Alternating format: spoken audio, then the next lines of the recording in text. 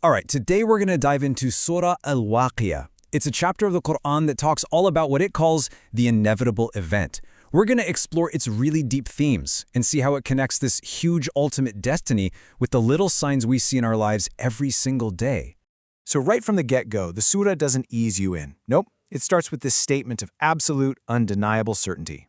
There's no if, there's no maybe. It presents the day of judgment as a reality that's so definite, when it happens, there will be no denying it. And this momentous event, it's going to bring about this fundamental shift, a divine reordering of status. Just think about how our world measures success, wealth, power, fame. Well, the surah says all those measures are going to get turned completely upside down. The arrogant will be lowered, and the humble and sincere, they're going to be raised. It's a total inversion of status, based on your inner truth, not your outward appearance. Okay, so what does this event actually look like?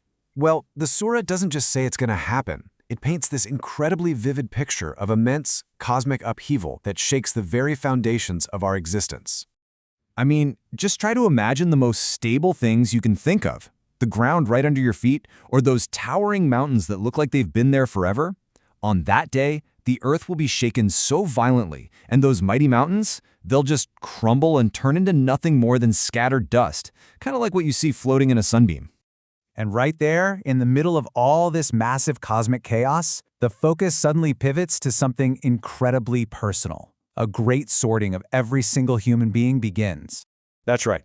The source material explains that all people, from the very first one to the very last, are going to be separated into three distinct final groups. So here they are, these three destinies. First, you have the forerunners. These are the ones who just raced ahead in faith and in doing good. Then, the companions of the right, the people of goodness and blessings. And finally, the companions of the left, those who, unfortunately, brought ruin upon themselves. Each group's destiny is perfectly matched to their actions in life.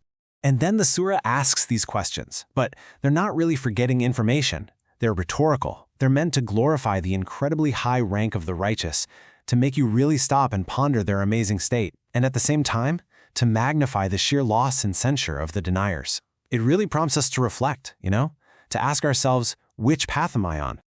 Now, let's focus on that first group, the forerunners. The surah goes into just incredible detail about their ultimate reward. Now, this is a really crucial point. The language here is so specific.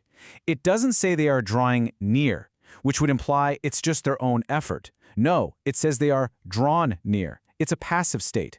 This highlights God's grace and honor being showered upon them. It's a station of incredible intimacy. And the description of their reward, wow, it's just so rich with sensory details. It paints a picture of complete bliss.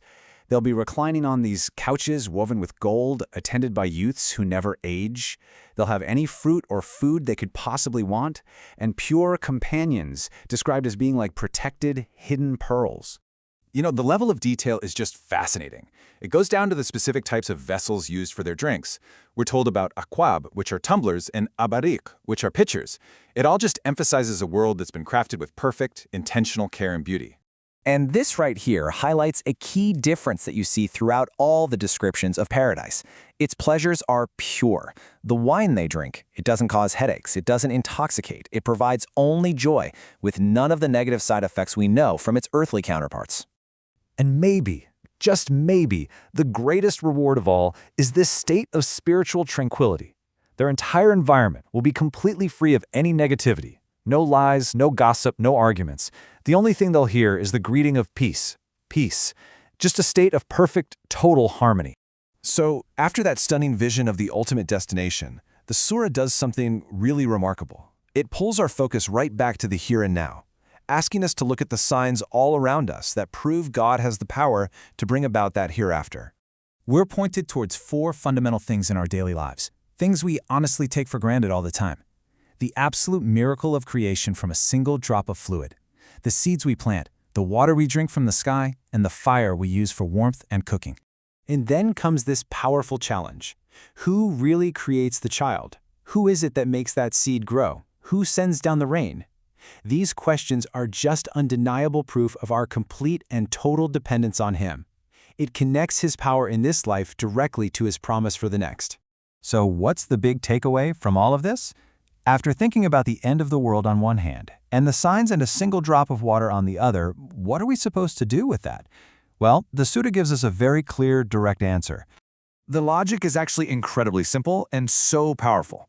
The same divine power that starts and sustains our life right now, well, that's the very same power that will create the eternal joys of the hereafter. And because of that, the only appropriate response, the only logical response to realizing this overwhelming reality, His power in creation and His promise for the future, is to acknowledge that He alone is worthy of worship. He alone deserves all the glory and all the praise. And so this entire study leaves us with a final, deeply personal question. After taking this journey from the cosmic end of the world all the way down to the intimate beginnings of life, the Surah basically becomes a mirror. It asks each and every one of us to reflect, among those three groups, where we find ourselves.